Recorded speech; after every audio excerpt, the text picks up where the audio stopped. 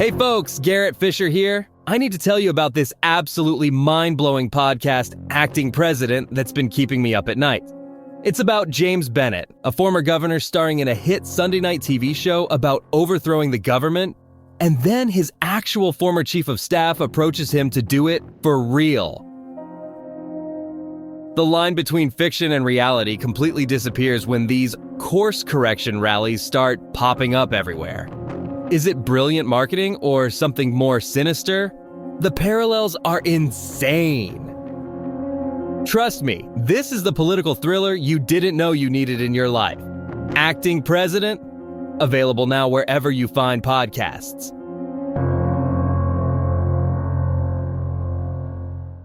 Do you know what a group of flamingos is called? That's just one of thousands of facts you'll discover on 5 daily trivia questions.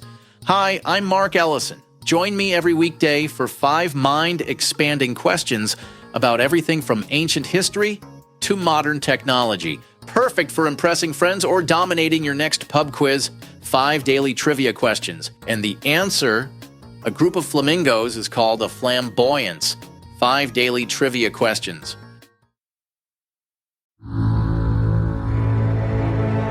Caloroga Shark Media.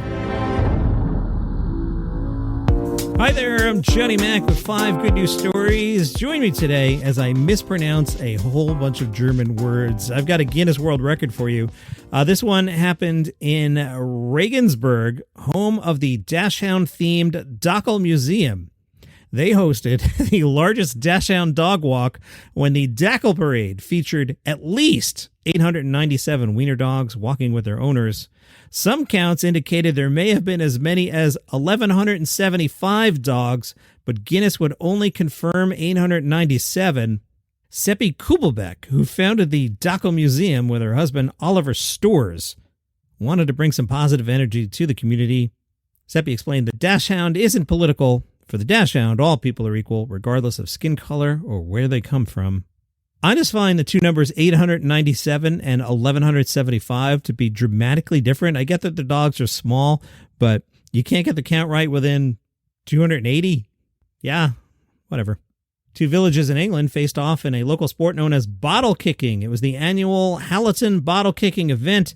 This took place Easter Monday and saw residents of 2 villages competing to transport 3 bottles, which are actually small wooden barrels, across a stream on the border of the 2 villages. 2 of the quote-unquote bottles, which are actually small wooden barrels, are filled with beer, and the third, which is the dummy barrel, is just solid wood. Phil Allen is the chairman of the organizing committee. He told the BBC, "It's been another really exciting one. Halliton scored first. They look like they'd do it again quickly. It's been really good." Apparently, bottle kicking goes back more than 1,000 years to pagan times. Some local historians believe it dates back 2,000 years.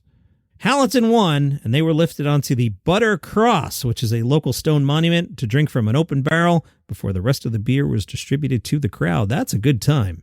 Congratulations to the winner of the world's best Naples-style pizza. Where do you get the world's best Naples-style pizza? Did you get it in Naples? No. Did you get it in Italy? No. You go to Montreal, the one in Canada.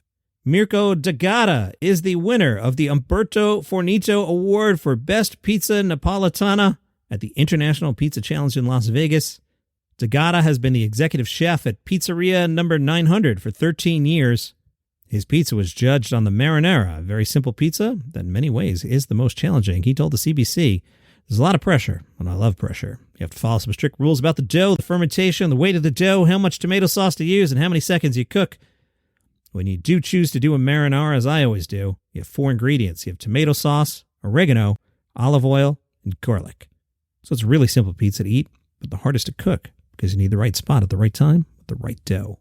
So head on up to Montreal. $8 will get you a pie. That's pretty cheap for a pie. I wonder how big the pie is. A Japanese community center has released some collectible trading cards. All right, that's fun. What can we collect, Johnny Mac? Well, on the cards are featured the town's elderly men. The town is seeking a way for the younger generation to connect with the elders, so they went with trading cards in the spirit of Pokemon, okay? The characters portrayed on the Pokemon-like cards are the town's Ojasan, which is apparently Japanese for middle-aged or older community members. One of the creators of the card said, "We wanted to strengthen the connection between the children and the older generations of the community. There are so many amazing people here. I thought it was such a shame that nobody knew about them. Since the card game went viral, so many kids are starting to look up to these men as heroic figures. Costs less than $1 per card. $3 will get you a set of 6 that includes a shiny card. So what can I collect, Johnny Mac? Well, there are 47 characters, including Soba Master Mr. Takashita. He's an 81-year-old maker of soba noodles. There's also Mr. Fuji, a 67-year-old former prison guard turned community volunteer. His card is so sought after, the kids will approach him asking for an autograph. Mr. Fuji explained, "I was honestly shocked when they asked me to sign it. I never imagined I'd become a trading card, let alone have fans." You can get this podcast completely ad-free right now. If you're on Apple, just click the banner that says Uninterrupted Listening, and you'll get your first month free. If you use Spotify or other podcast players, go to caloroga.com/plus. It's just $5 a month, and you'll get access to over 20 premium shows with no interruptions. Binge listen to new series like the political thriller Acting President, Signal Lost, where military secrets land on the wrong phone, and Pager Protocol, the thriller about exploding pagers in the wrong hands. Plus, enjoy daily shows like Palace Intrigue about the royal family, daily comedy news, and 5 daily trivia questions to test your knowledge, and White Smoke, taking you behind the scenes at what's happening right now at the Vatican. You also get all our hot shows like 5 Good News Stories. Enjoy your favorite content without any ad breaks. Remember, Apple users click the Uninterrupted Listening banner for your free first month, and everyone else head to caloroga.com/plus. Get ad-free listening today. And nice job by a New Jersey group. They were heading up the beach cleanup operations. They said their 2024 efforts resulted in 276,899 pieces of trash being cleaned up, including a rubber foot, a full can of ravioli, and a set of vampire teeth. I'm a big fan of the beach. Please clean up after yourselves. Clean Ocean Action released the 2024 Beach Sweeps Report. They say the Dirty Dozen. The 12 most commonly found items on beaches include plastic bottle caps. That makes sense, but come on, clean up after yourself. Food and candy wrappers, same note. Straws, plastic bottles, cigarette filters, plastic cap rings, cigar tips, metal drink cans, packing foam, paper pieces, and assorted pieces of plastic. Again, I'll say, please clean up after yourselves.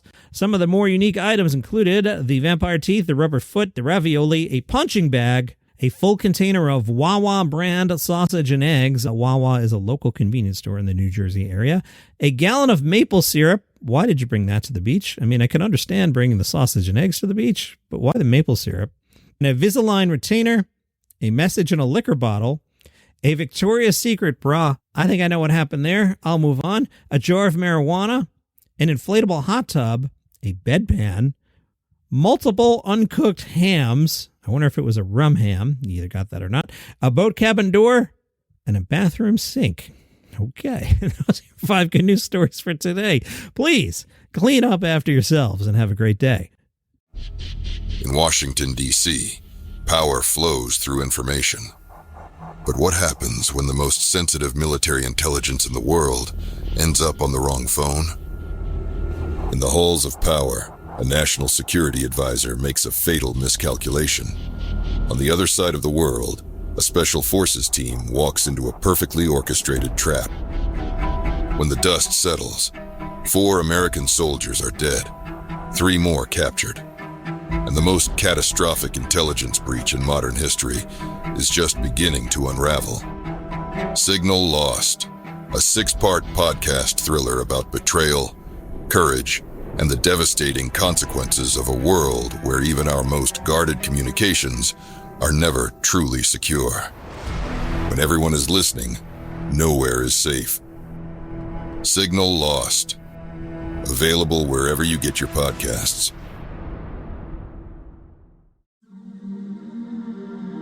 As the world mourns Pope Francis, history's most secretive transfer of power begins.